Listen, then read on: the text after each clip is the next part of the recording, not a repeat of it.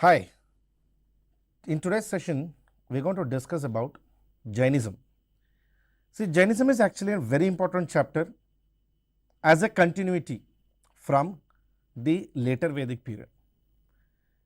Later Vedic society and later Vedic civilization actually went through a lot of rigidity and casteism. One of the reactions to the later Vedic social features was the rise of heterodox sects. And among the heterodox religions, Jainism was one of the most important and one of the significant contributors along with Buddhism. Buddhism and Jainism, they were essentially reactionary developments. Reactionary developments to the Vedic rigidity, particularly later Vedic rigidity. Jainism is literally means following a Jina. A Jain essentially means follower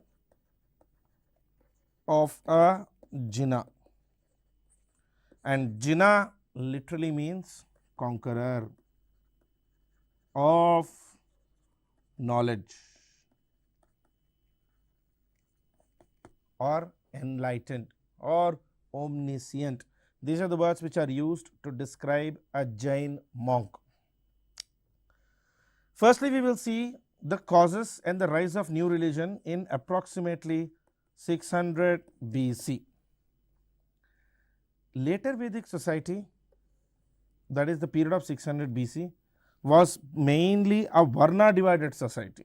There were 4 Varnas or 4 categories.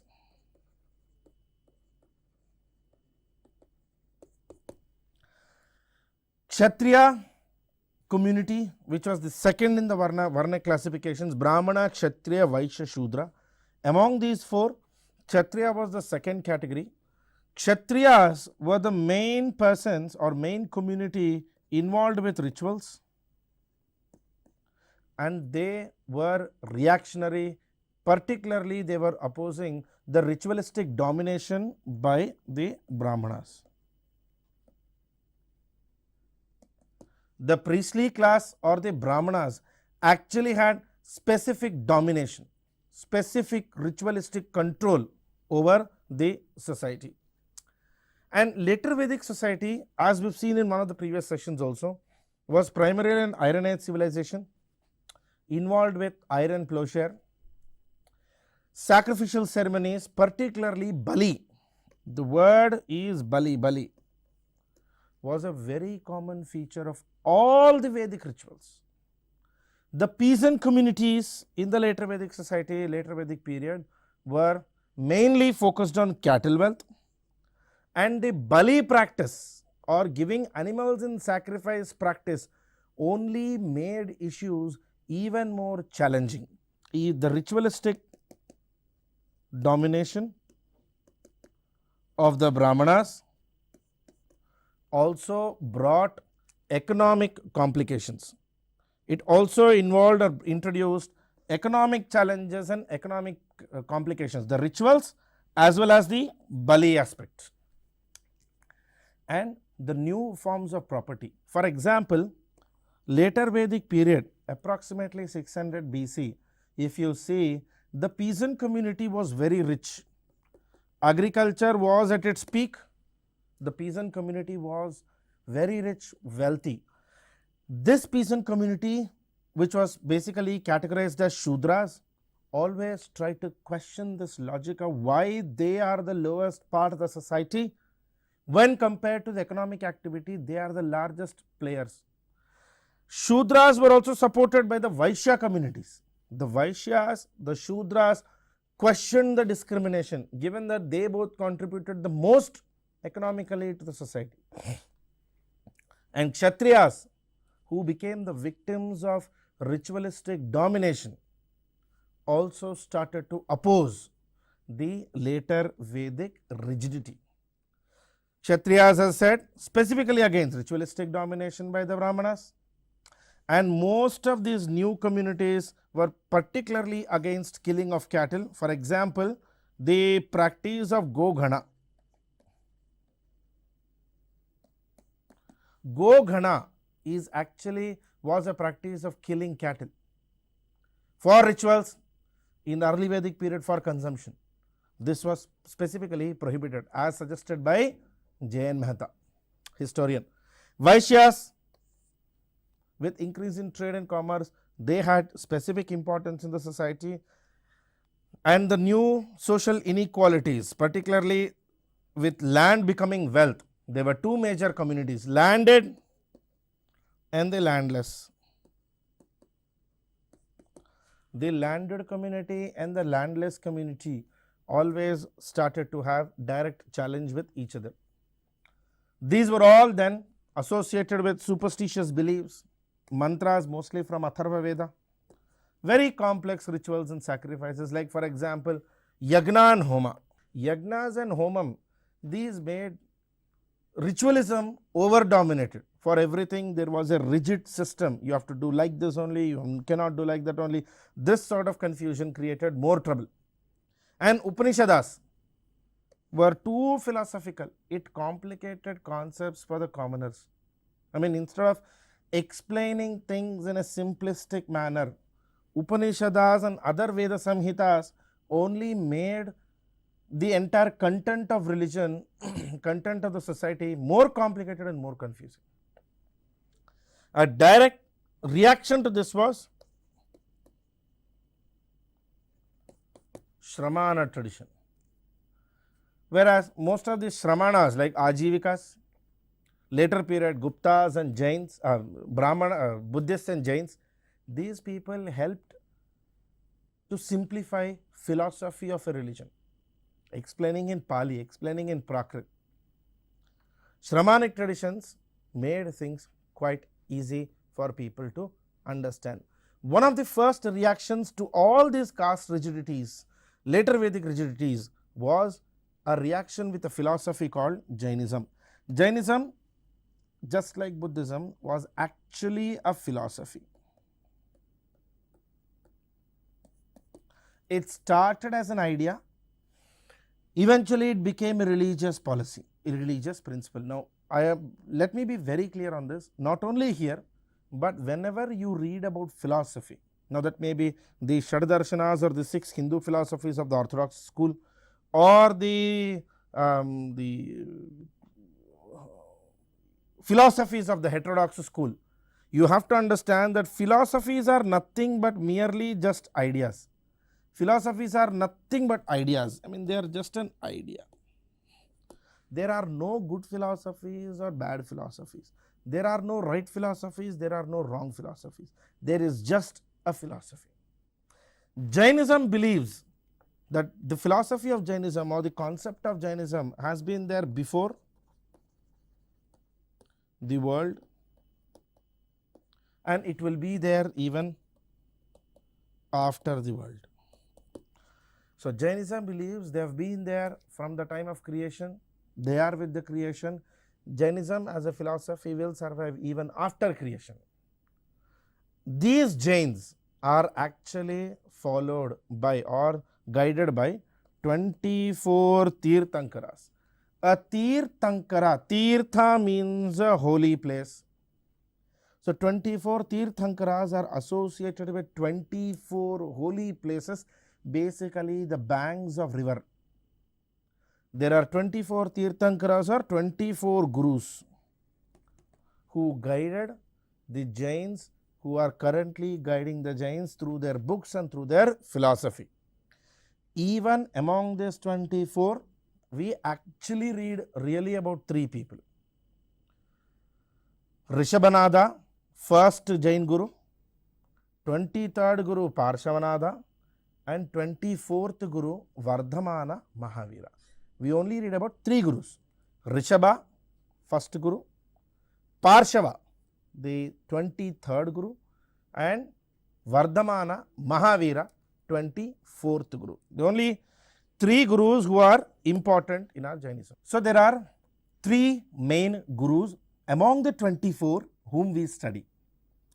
The first Guru, Rishabhanada, 23rd Guru, Parshavanada, 24th Guru, Mahavira, Vardhamana Mahavira. See, other than these, there is actually totally 24 of them. In fact, one school of Jains even believe that one of the Jain Gurus or one of the Tirthankaras was a female. So, there is that belief as well. There is one of them who is considered a female Guru. We will see that in a little later time. So, everybody who follows a Guru is a Jain. A Guru is called Jina. Follower of a Jina is a Jain. And this entire philosophy put together is called Jainism. Jainism is actually that philosophy which is a combination of all the concepts, all the philosophical thoughts given by the 24 Gurus. Again I am repeating, major contributors, only 3 of them. Rishabhanada, Parshavanada, 23rd Guru Parshavanada and 24th Guru Vardhaman Mahavira.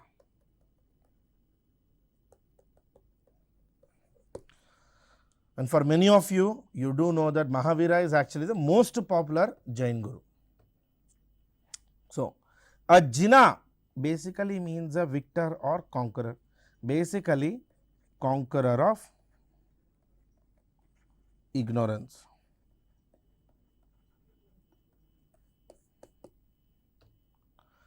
Jain is a follower of a Jina. Jainism propagates that it has originated centuries before Buddhism. It has been there forever. Jainism believes they are a philosophy which has existed forever. 24th Tirthankara Mahavira revived it into the present form. The present form of Jainism is actually a format or a philosophy which was given by Vardhaman Mahavira, the 24th Guru. The religion Jainism actually has no beginning, no ending. So, as I said in the beginning itself, Jainism believes it has been there forever. It is for an eternity. And Jain theology says it is the oldest religion which has no beginning and no end. This is what Jains believe, guys. This always remember that Jains are the ones who believe this. In Sanskrit, as I said, Jina means a conqueror, means connoting the path of victory in crossing over life's streams of rebirth through ethical and spiritual life. Putting it simple, somebody who has conquered, who has stopped this cycle of birth and death. And that the individual has done through ethical and spiritual life. Simply saying, following certain rules. By following certain rules, if an individual has attained domination over ignorance, that individual is known as Jina. In Jainism, there are 24 of them. Teachers in Jainism are known as Tirthankars, given that Tirthankaras are associated with a holy place. Every Tirthankara is associated with a certain holy place, a certain holy location, generally a river bank. Tirthankara is founder of a Tirtha. A Tirtha is a pilgrim place, settlement on the banks of holy river. A settlement which is on the banks of a holy river is generally known as Tirtha. Then the word Tirtha is derived from the word Tir, Sanskrit word Tir, which is the bank of a river settlement. Tirthankaras achieve enlightenment and even show the path to others. Moksha or liberation is the purpose of all Tirthankaras and the purpose of human life according to Jainism. Moksha is the purpose of human life according to Jainism, and here see in Buddhism moksha is called nirvana, here moksha is called kaivalya. That is why a Tirthankara is also called Kevalin. Kevalin means somebody who has achieved kaivalya or somebody who has attained kaivalya. A Kevalin basically means somebody who has attained kaivalya. The first Tirthankara is Rishabhadeva, 24th Tirthankara is Vardhaman Mahavira. As I said, 24 Tirthankaras each associated to a holy place. 20 of the 24 Tirthankaras are associated directly with 𝗧𝗦𝗔𝗧 or 𝗧𝗦𝗔𝗧. It's a location in Jharkhand near Giridh region, one of the most sacred places for Jains in the world. Of the 24 gurus, 20 of them are directly associated with Giridh region, Jharkhand, 𝗧𝗦𝗔𝗧. Vasupujya attained nirvana at Champapuri in North Bengal, Neminatha in Mount Girnar in Gujarat, Mahavira the last attained at Pavapuri in Patna. So these are the others: Vasupujya, Neminatha and Mahavira. In general, this is the Jain symbol.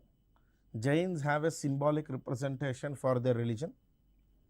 The raised hand in Jainism, the raised hand actually implies a mudra, Abhay mudra. Don't fear when I am here type. Okay.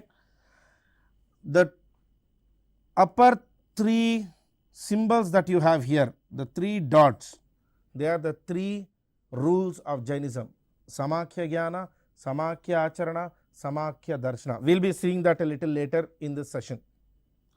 Also, Jainism has this symbol represented generally in their flags. Jainism also has a flag. So, all Jain monasteries, Jain churches do have a flag. In their symbols, in their events, in their temples, in their religious institutions, in their cultural institutions, Jains consistently have this symbol. The symbol includes a swastika, a hand like Abhay mudra. First Guru, Rishabhanada. Rishabhanada is also called Adishwara, Adinada, Yugadideva, all are his names. Kesariya,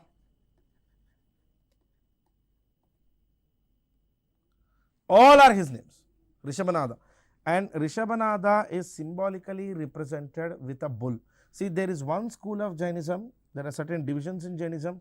One of the schools does not represent human form of Rishabhanada. Instead, they give a symbolic representation, that is a bull. He was the first of the 24 lords in Jainism in the present half cycle. Jainism has two cycles, the cycle of creation and the cycle of destruction. Currently, we are in the cycle of creation. And Rishabhanada is believed to be a ford maker. Ford maker basically is somebody who creates the bridge between the world of ignorance to the world of knowledge. Ford maker basically means somebody who has created a bridge between the world of ignorance, which is the world we are in today, to the world of knowledge, to the world of peace. So, Jain Tirthankara, that is what the concept of Jain Tirthankara is. He guides you by building a bridge between your ignorant world to the knowledged world. Rishabhanada had two wives, Sunanda and Sumangala. You know, Rishabhanada is also mentioned in Bhagavad Purana as Narayana. In Bhagavad Puranam, he is actually represented as Narayana, a name which is associated with Lord Vishnu. Akshaya Tritiya is the day where he actually attained his salvation. It's considered very holy and supremely auspicious by Jains. Rishabhanada attained his Kaivalya on Akshaya Tritiya, which even today remains one of the most important festivals both for Jains and Hindus. So, he had two children, two wives, Sunanda Sumangala. Sunanda's children were Bahubali and Sundari. Sumangala's children were Bharata and Brahmi. Bahubali is the one whom we today call as Gomateshwara. At 𝗬𝗏𝗪𝗏 in Karnataka, see, in 𝗬𝗏𝗪𝗏 in Karnataka, there is a statue, a monolithic single statue on which the Jains regularly do Mahamastabhishekam. You know, the puja they do every 12 years. That statue is of Gomateshwara. This Gomateshwara is Rishabhanada's son Bahubali. Now, this Bharata is believed to be the king on whose name this land is called Bharatavarsha. Now, there are different ways of interpreting this. According to Jains, this is called Bharatavarsha based on Rishabhanada's son Bharata. Okay, Sunanda, Sumangala. 23rd Guru is Parshavanada, Guru number 23. He is represented with hooded snake, like a snake which comes like this, a full crown, a full hooded snake like this. Parshavanada. Parshavanada is also called historical founder of Jainism because currently the principles which Jains follow, majority of those principles were given by Jain Guru Parshavanada. Parshavanada is one of the 4 Tirthankaras who attract the most devotional worship among Jains. The others being Rishabhanada, first Guru, Arishtanemi or Neminada, the second Guru, 23rd Guru Parshavanada and 24th Guru Vardhamana Mahavira. Among these 4, Parshavanada also gets the most devotional worship. And as I said, he is represented as serpent hood over his head. Just like how there is a whole icon of snake opening like a hood on Vishnu, which we see in Hinduism, is also seen in Jainism. He is credited with starting the tradition of the 4-fold restraint for monks. Jainism gives 5 rules for monks: ahimsa, astheya, aparigraha, satya, brahmacharya. So, there are 5 rules in Jainism. Ahimsa, non-violence. Astheya means not to steal. Aparigraha, not to have wealth beyond means. Then satya, truth. These are 4 rules: ahimsa, astheya, aparigraha, satya these 4 were given by Parshavanada, the 23rd Guru. And this is the hooded snake that you see, the symbol. These 4. Satya means not to lie, always speak truth. Ahimsa, no injury, not to hurt anybody. Astheya, not to steal, not to take something which do not belongs to you. Aparigraha means non-possession. The way to describe aparigraha is not to have wealth beyond means, not to have wealth beyond necessity. Whatever is required to survive, keep it. Others, donate it. This has always been the principle of Jainism given by 23rd Guru. The uniqueness is the next Guru who came, 24th Guru, Vardhaman Mahavira, he revived Jainism into an entirely new form. Not only did he add the 5th principle, which is brahmacharya, he also gave new interpretations and new meanings to these 4. Ahimsa, astheya, satya, aparigraha, he gave new meanings to these 4. Vardhamana Mahavira. Mahavira's period even today remains sort of confusion among historians, but generally accepted time period is 599 BC to 523 BC. His father was Siddhartha, mother Trishala Devi. Trishala Devi was the sister of Chetaka Lichavi. At a later stage, you will actually hear about 𝗳𝗏 because 𝗳𝗏's daughter is Chalana. She was married to the greatest king in Magadha dynasty, Bimbisara. Trishala Devi is the sister of 𝗳𝗏 of 𝗬𝗏 dynasty. 𝗳𝗏's daughter is Chalana, married to Bimbisara. So technically Mahavira was actually related to Bimbisara, Magadhan king, which remains the biggest reason for why Magadhan state supported Jainism so much. Mahavira was born in Kundagrama near Vaishali state, in those days also called Vrijji. He was born on the 13th day of rising moon of Chaitra, basically 2 days before Chaitra Purnima. He was born 2 days before Chaitra Purnima. Mahavira was married at the age of 19 years. He was married at the age of 19 and his wife was Yasoda. He even had a daughter, Priyadarshi. He had a daughter, Priyadarshi. Very similar to Buddha, Mahavira also left the household at the age of 30. Buddha was married at the age of 18. He left the house at the age of 29. Mahavira was married at the age of 19. He left the house at the age of 30. Okay, 1 year difference, only 1 year difference between these two. 599 to 527 BC, R.S. Sharma says 523 BC, J.N. Mehta says 527 BC. So depends on the historian, little bit here and there, that's okay, ancient India. For 12 years, at the age of 30 he left the household, at the age of 42 he attained Kaivalya. He attained Kaivalya at the age of 42. And where he attained is on the under a sal tree near the banks of Jimbika Grama, northern bank of Rijupalika river, present day Bihar. Under a sal tree, Buddha was under a peepal tree, Mahavira under a sal tree. Jimbika Grama, northern bank of Rijupalika river. Once he attained salvation at the age of 42, for the next 30 years, he was travelling across the Ganga Yamuna region, spreading his jnana, his enlightenment.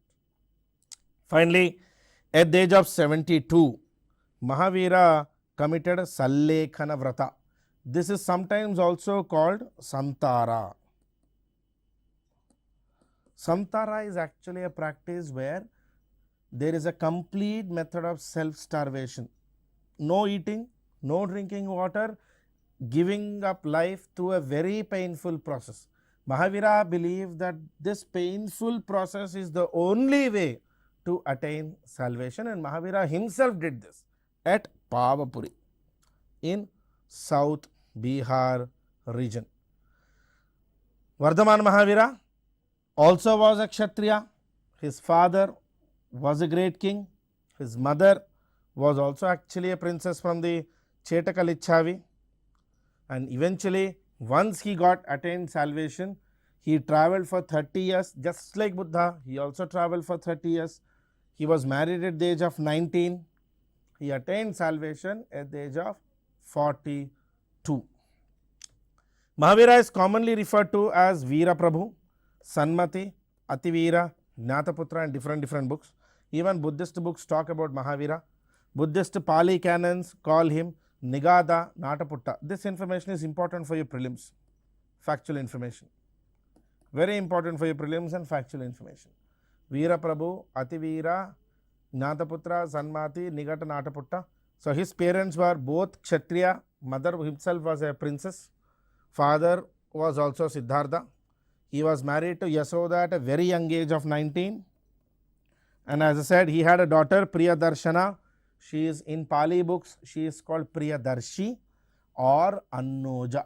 She is also called Annoja.